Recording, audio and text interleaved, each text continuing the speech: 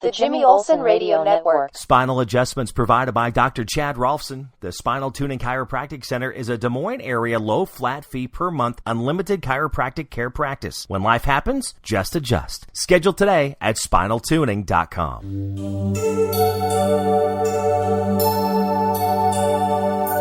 Welcome to Bible Story Time, Exploring the Land, Numbers 13:1 to 14:38. The Lord said to Moses, "Choose one of the leaders from each of the 12 tribes and send them as spies to explore the land of Canaan, which I am giving to the Israelites." Moses obeyed, and from the wilderness of Paran he sent out leaders as follows: Tribe Reuben,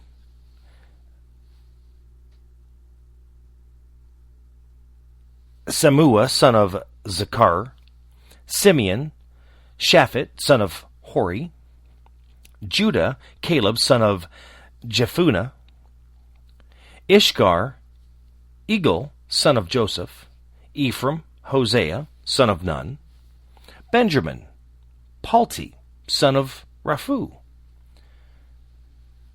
Zebulun, Gadiel, son of Sodi; Manasseh, Gadi, son of Susi; Dan,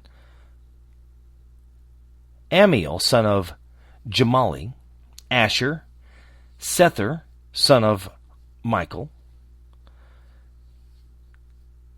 Naphtali, Nabi, son of Vapshi; Gad, Jewel, son of Machi. These are the spies Moses sent to explore the land. He changed the name of Hosea, son of Nun, to Joshua. When Moses sent them out, he said to them, "Go north from here into the southern part of the land of Canaan, and then on into the hill country. Find out what kind of country it is, how many people live there, and how strong they are. Find out whether the land is good or bad, or whether the people live in open towns or in fortified cities. Find out whether the soil is fertile and whether the land is wooded. And be sure to bring back some of the fruit that grows there." It was the season when grapes were beginning to ripen. So the men went north and explored the land, from wilderness of Zin into the south all the way to Rehob near Hamath Pass in the north.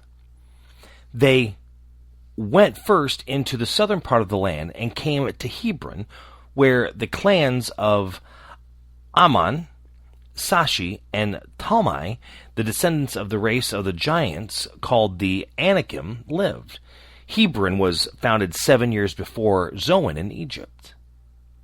They came to Eshcol Valley, and there they cut off a branch which had one bunch of grapes on it, so heavy that it took 2 men to carry it on a pole between them. They also brought back some pomegranates and figs. That place named Eshcol Valley became a bunch of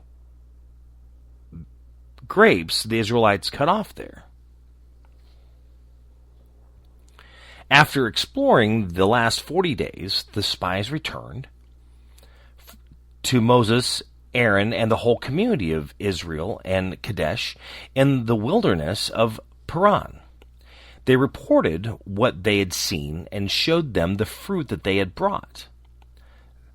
They told Moses, "We explored the land and found it to be rich and fertile, and here are some of its fruits. But the people who live there are powerful, and the cities are very large and well fortified. Even worse, we saw the descendants of the giants there. The Amalekites live in the southern part of the country. Hittites, Jebusites, and Amorites live in the hill country, and Canaanites live by the Mediterranean Sea along the Jordan River." Caleb silenced the people who were complaining against Moses and said, "We should attack now and take the land. We are strong enough to conquer it." But the men who had gone with Caleb said, "No, we are not strong enough to attack them. The people there are more powerful than we are." So they spread a false report among the Israelites about the land they had explored. They said, The land does not even produce enough to feed the people who live there. Everyone we saw was very tall, and we even saw giants there, the descendants of Anak. We felt as small as grasshoppers, and that is how we must have looked to them. All night long, the people cried out in distress. They complained against Moses and Aaron and said, "It would have been better to die in Egypt or even here in the wilderness. Why is the Lord taking us into that land? We will be killed in battle, and our wives and children will be captured. Would not it be better to go back to Egypt?" So they said to one another, "Let's choose a leader and go back to Egypt."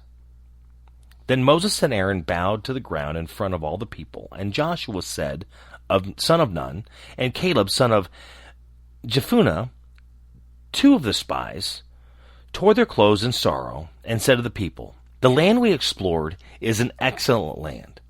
If the Lord is pleased with us, he will take us there and give us that rich and fertile land. Do not rebel against the Lord, and do not be afraid of the people who live there.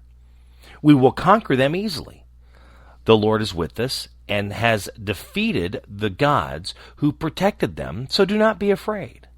The whole community was threatening to stone them to death, but suddenly the people saw the dazzling light of the Lord's presence over their tent.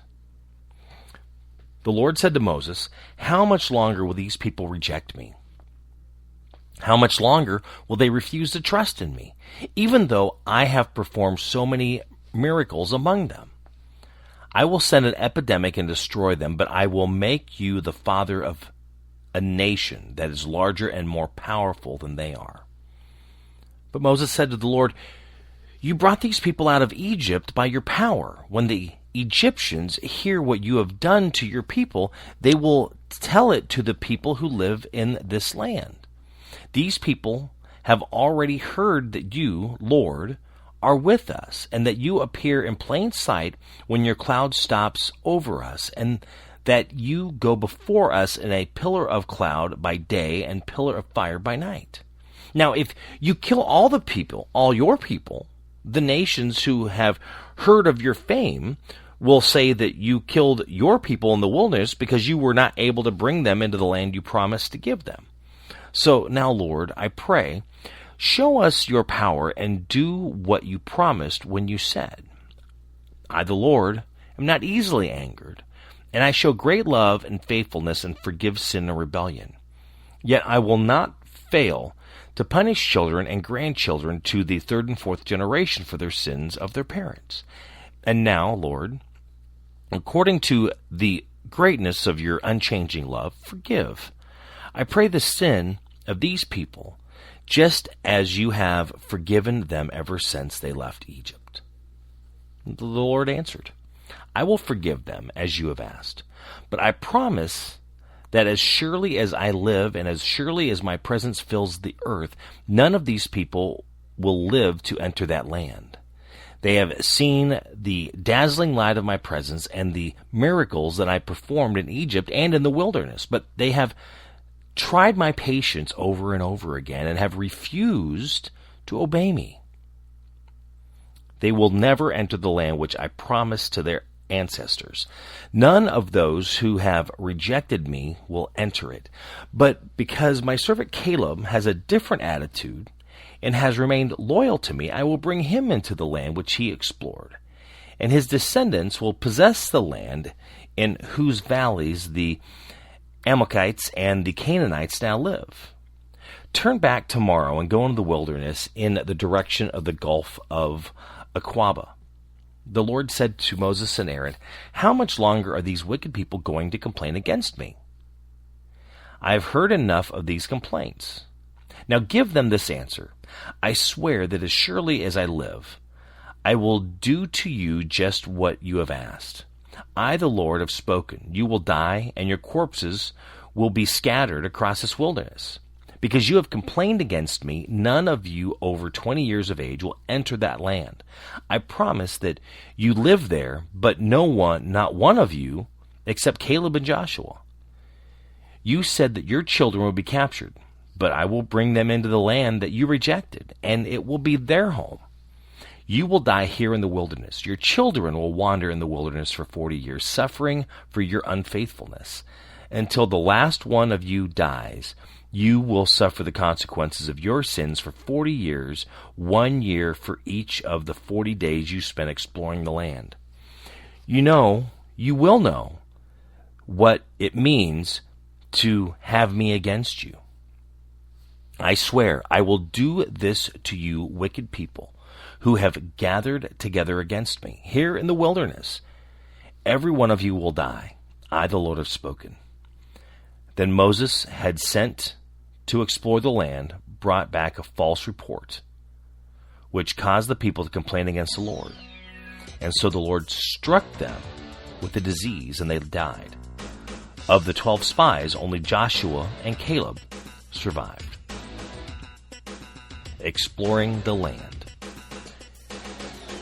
Thank you for listening. If you enjoyed this, share it on social media. You can also follow me on Facebook and Twitter, both at My Buddy Jimmy, and on YouTube at My Buddy Jimmy 101. The Jimmy Olsen Radio Network.